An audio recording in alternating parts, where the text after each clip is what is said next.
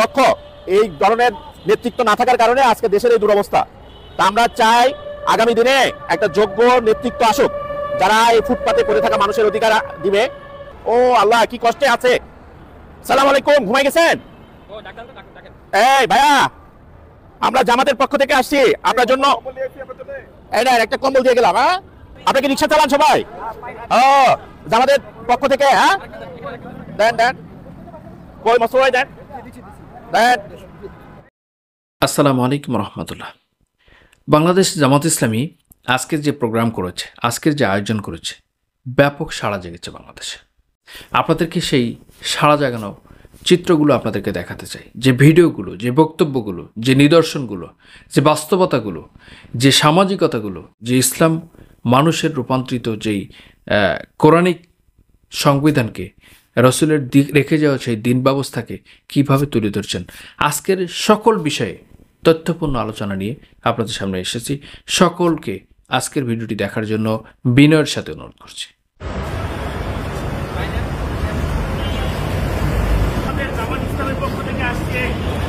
আমরা বাংলাদেশ জামাত ইসলামের পক্ষ থেকে আপনারা যারা শুয়ে আছেন কষ্ট করে, আমরা একটু আপনাদের কষ্টে শরীক হতে আসছি। চাচা কষ্টে ঘুমায় আছেন, জামাত ইসলামের পক্ষ থেকে আমরা আপনাদের সাথে, জামাত ইসলামের নাম শুনছেন, জামাতের পক্ষ থেকে জামাতের জন্য দোয়া করবেন ভাই। আমাদের মহানগরী আমির সেলিমউদ্দিন ভাইয়ের পক্ষ থেকে আপনাদের একটু শীতের কষ্ট দেওয়া হয়েছে। হ্যাঁ, এটা বড় কিছু না, কিন্তু আপনারা এই যে ফুটপাতে শুয়ে আছেন, এটার কারণে কষ্ট হচ্ছে। আজকে এখানে আপনাদের থাকার কথা ছিল না। আমাদের রাষ্ট্রটা যদি ঠিকমতো চালানো যায়, এদেশে যে সম্পদ আছে, কেউ আর রাস্তায় শুয়ে থাকা লাগবে না। কিন্তু দুর্নীতিবাজ যারা যারা দেশ চালাইছে বা ইয়ে করেছে, তারা এই দেশটাকে লুটপাট করে দেশের বাইরে সব সম্পদ পাচার করে দেয়। আমরা যদি এই সম্পদগুলো দেশে কাজে লাগাতে পারতাম, তাহলে সবাই কাজ পেত। সরকারের দায়িত্ব ছিল আপনাদেরকে সুন্দর করে থাকার ব্যবস্থা করে দেওয়া, কিন্তু আজকে সেই ইসলামী সরকার নাই, বা যারা মানে সৎ, যোগ্য, দক্ষ এই ধরনের নেতৃত্ব না থাকার কারণে আজকে দেশের এই দুরবস্থা।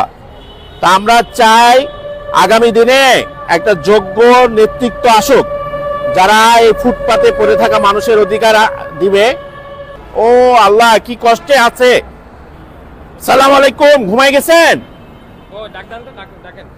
এই ভাইয়া, আমরা জামাতের পক্ষ থেকে আসছি আপনার জন্য। একটা কম্বল দিয়ে গেলাম। হ্যাঁ, আপনাকে রিক্সা চালান সবাই?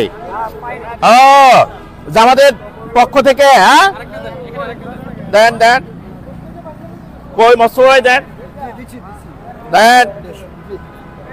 জামাত ইসলামের আমির ডাক্তার শফিকুর রহমান সাহেবের পক্ষ থেকে সবাইকে একটু ছোট্ট উপহার। বাংলাদেশ জামাত ইসলামী মনে করে, যদি ইসলাম এদেশে প্রতিষ্ঠা করা যায় এবং সকলের অধিকার তখন প্রতিষ্ঠিত হবে, আর কাউকে রাস্তায় এভাবে শুয়ে থাকতে হবে না, সরকারিভাবে তাদের থাকার ব্যবস্থা করা যেতে পারে। বাংলাদেশ একটি সমৃদ্ধশালী দেশ হতে পারে যদি এখানে সঠিক নেতৃত্ব আসতে পারে। আমরা জানি যে ইতিপূর্বে এদেশে যারা শাসন করেছে, দুর্নীতির মাধ্যমে এদেশের সম্পদগুলোকে বাইরে তারা পাঠিয়ে দিয়েছে। সেই সম্পদগুলো যদি আজকে দেশে থাকতো, দেশের অনেক উন্নয়ন হতো, ইন্ডাস্ট্রি হতো, এদেশের খেটে খাওয়া মানুষের অধিকার ফিরে পেত। এই জন্য ছাত্ররা যে আন্দোলন করলো, 24-এর গণ অভ্যুত্থান হলো, এখানে একটাই স্লোগান ছিল যে বৈষম্যহীন সমাজ ব্যবস্থা গড়ে তোলা, এবং তাদের স্লোগান ছিল উই ওয়ান্ট জাস্টিস। তখনই জাস্টিস প্রতিষ্ঠিত হতে পারে যদি সেখানে ইসলাম কায়েম হয়।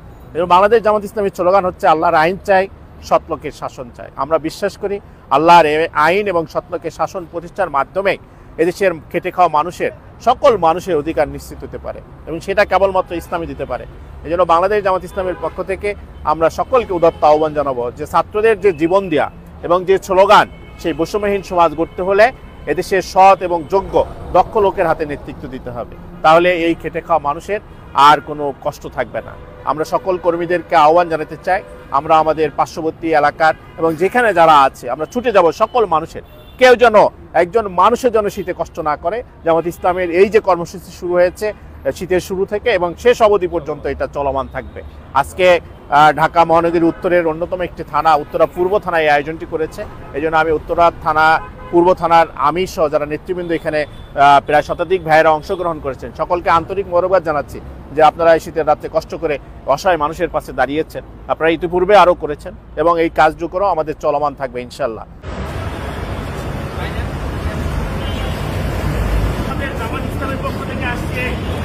আমরা বাংলাদেশ জামাত ইসলামের পক্ষ থেকে আপনারা যারা শুয়ে আছেন কষ্ট করে আমরা একটু আপনাদের কষ্টে শরীক হতে আসছি।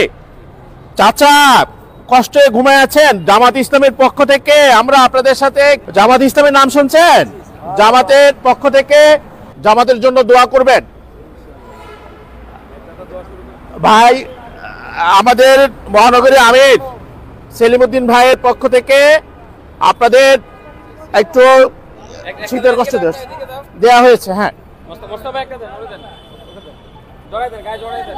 এটা বড় কিছু না, কিন্তু আপনারা এই যে ফুটপাতে শুয়ে আছেন এটার কারণে কষ্ট হচ্ছে। আজকে এখানে আপনাদের থাকার কথা ছিল না। আমাদের রাষ্ট্রটা যদি ঠিকমতো চালানো যায়, এদেশে যে সম্পদ আছে কেউ আর রাস্তায় শুয়ে থাকা লাগবে না। কিন্তু দুর্নীতিবাজ যারা যারা দেশ চালাইছে বা ইয়ে করেছে তারা এই দেশটাকে লুটপাট করে দেশের বাইরে সব সম্পদ পাচার করে দেয়। আমরা যদি এই সম্পদগুলো দেশে কাজে লাগাতে পারতাম তাহলে সবাই কাজ পেত।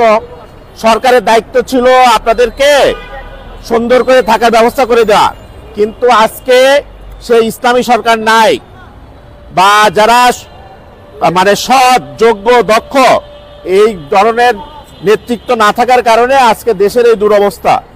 তা আমরা চাই আগামী দিনে একটা যোগ্য নেতৃত্ব আসুক যারা এই ফুটপাতে পড়ে থাকা মানুষের অধিকার দিবে। ও আল্লাহ কি কষ্টে আছে। সালাম আলাইকুম, ঘুমাই গেছেন? এই ভাইয়া আমরা জামাতের পক্ষ থেকে আসছি আপনার জন্য, একটা কম্বল দিয়ে গেলাম। হ্যাঁ, আপনাকে রিক্সা চালান সবাই? ও জামাতের পক্ষ থেকে? হ্যাঁ দেন দেন, কই মশাই দেন দেন।